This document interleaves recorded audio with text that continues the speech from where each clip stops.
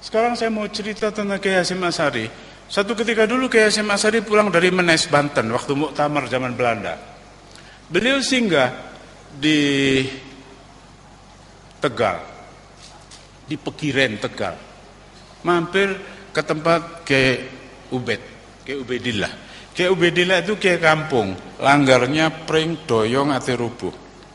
Jadi anak-anak Tegal itu kalau sore sudah makan jam 5, nyore namanya. Di Tegal, di Pekalongan itu nyore. Jadi anak-anak sudah nyore lalu kumpul maghrib. Sudah sholat maghrib, dapat giliran ngaji. Surat-surat pendek satu. Sudah itu sholat isya.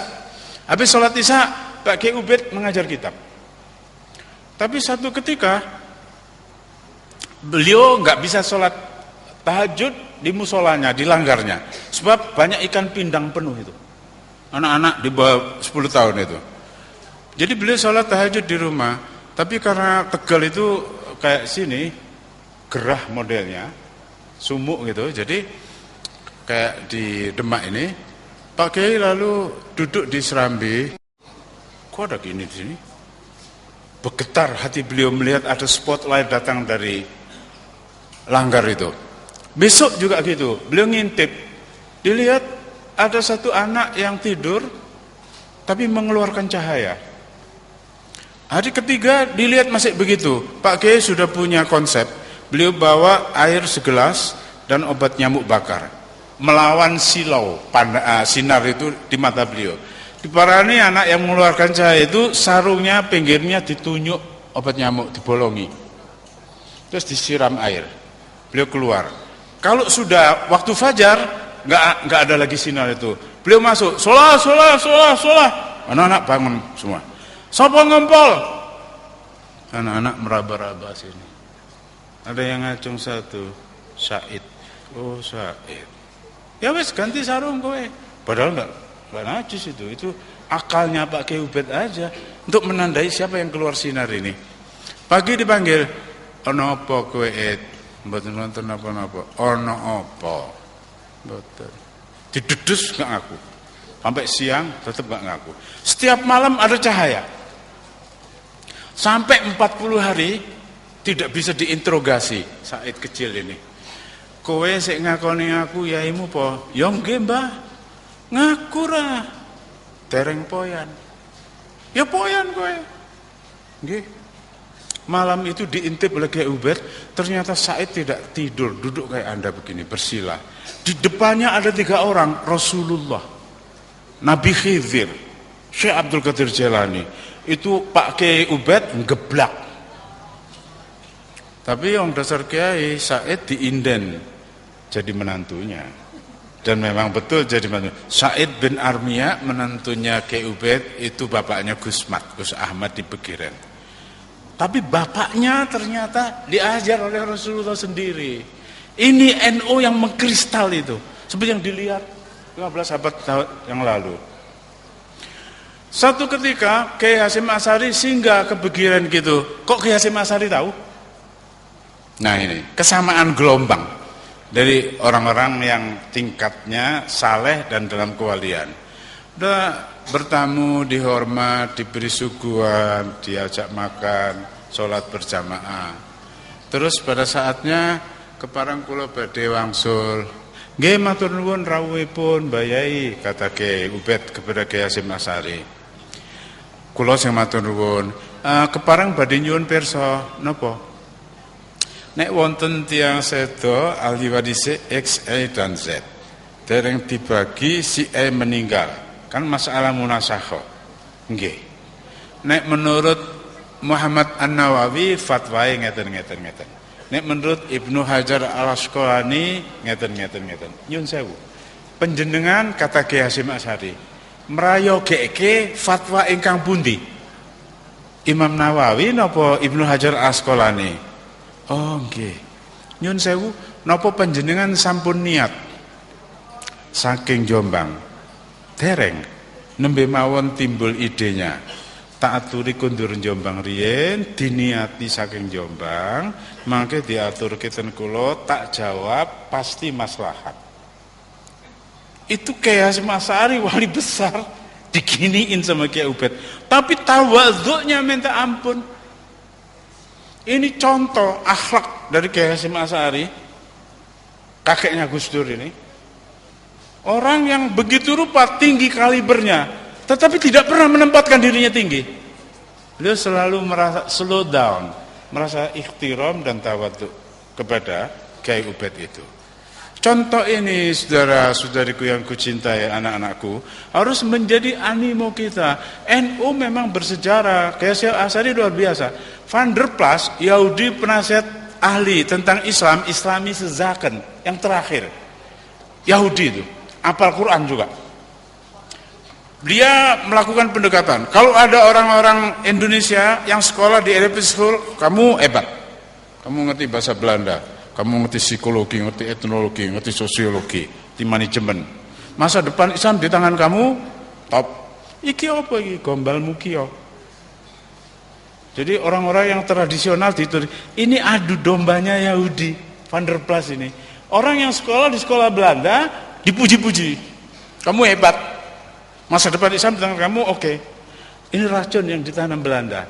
Orang yang dipuji-puji ini nanti akhirnya menjadi orangnya rasionalis, tidak ikhtiram lagi dengan orang yang berada pada posisi seperti Kiai Hasyim Asy'ari. Kiai Hasyim Asy'ari memberi antitesis kepada pikiran dari Van der Plas ini. Beliau menulis Qanun Asasi. Qanun Asasi itu cuma kompilasi ayat Quran dan ahadisun nabawi. Tapi ditulis oleh orang yang akhlaknya luar biasa tinggi, itu pemimpin Nahdlatul Ulama. Itulah yang kemudian dalam perasaannya menjadi substansi yang dibawa oleh bapaknya Gus Dur, Kiai Wahid Hasyim. Kiai Wahid Hasyim itu ternyata masuk kantor sebagai Menteri Agama jam 8 mulai Alif Lam Mim. Asar pulang sudah An-Nas. Setiap hari khatam sekali Al-Quran. Beliaulah yang menulis kalimat dengan berkat rahmat Allah yang Maha Kuasa. Sampai sudah saatnya perjuangan bangsa Indonesia untuk merebut kembali, memulihkan kembali kemerdekaannya, dan seterusnya, dan seterusnya. Itu kalimat Kiai Wahid Hasyim. Bung Karno nggak tahu, Bung Hatta nggak tahu, apalagi Mr. Maramis. Profesor Karim Muzakir juga nggak tahu, Ki Bagus Hadikusumo juga nggak tahu, Mr. Sunarto apalagi. Jadi yang tahu ini sebetulnya Kiai Wahid Hasyim, dan itu berasal dari abahnya. Jadi sekarang komitmen nasional UUD 45 bisa dirubah dengan voting. Suara maksimal atau lebih satu. Bab dan pasal UUD 45 menurut keputusan di MPR bisa dirubah. Tapi mukadimah nggak bisa diotak-atik. Jangankan mukadimah, satu kalimat diotak-atik ambruk Republik Indonesia ini. Jangankan satu kalimat, satu kata. Jangankan satu kata, satu huruf cuel ambruk Republik Indonesia. Ini luar biasa saktinya mukadimah UUD 45. Tidak ada konstitusi di seluruh dunia yang setara dengan ini. Declaration of Independence di Amerika, Woodrow Wilson dan George Washington dan juga Abraham Lincoln, nggak sampai segitu. Jadi ini pekerjaan wali besar yang dipandang oleh Rasulullah 15 abad yang lalu, yang dipandang oleh Syekh Abdul Qadir Jailani. Tetapi dengan Kiai Ubed masih begitu hormat. Aku rindu saudara-saudariku yang kucintai dengan akhlak Nahdlatul Ulama yang seperti ini. Jenderal Abdul Haris Nasution menulis buku memoir, judulnya Catatan dari Pandanaran. Beliau tulis, kami dalam kurung TNI Angkatan Darat, kami tidak bisa membayangkan lagi nasib negara proklamasi ini jika tidak sejak masa proklamasi sampai penyerahan kedaulatan RI di Den Haag, kerjaan kami keluar masuk pintu rumah kiai-kiai sepanjang utara pantai Jawa. Beliau yang mendoakan, beliau yang nasihati, beliau yang nolong, beliau yang kasih logistik. Jadi Abdul Haris Nasution itu ngerti banget posisi ulama, dan kulluhum Nahdlatul Ulama. Sampai satu ketika perjalanan beliau-beliau itu dengan kiai-kiai, satu ketika datang ke rumah Kiai Subhi di Parakan Temanggung. Pak Kiai nyuwun pandonga Pak Kiai, wonten napa Pak tentara, kata Kiai Subhi. Niki Belanda saking kali Banteng badhe ngebom Meguwo ten Yojo. Nyuwun pendonga panjenengan kersane mboten siyos. Oh nggih. Allahumma bihaqqi Sayyidina Muhammadin, kata Pak Kiai Subhi. Berarti beliau selalu merasa dipandang oleh Rasulullah. Maaf saya meloncat cerita. Ada orang datang kepada saya, orang yang biasa membantu saya nyetir mobil saya. Dia mengadu bla bla bla bla. Kowe goleko wong sing paling sepuh nang nggone kangmumu. Ono ora? Wonten. Matur dhek. Jadi kalau saya kasih nasihat barangkali kurang antep, saya suruh dia pergi ke orang tua.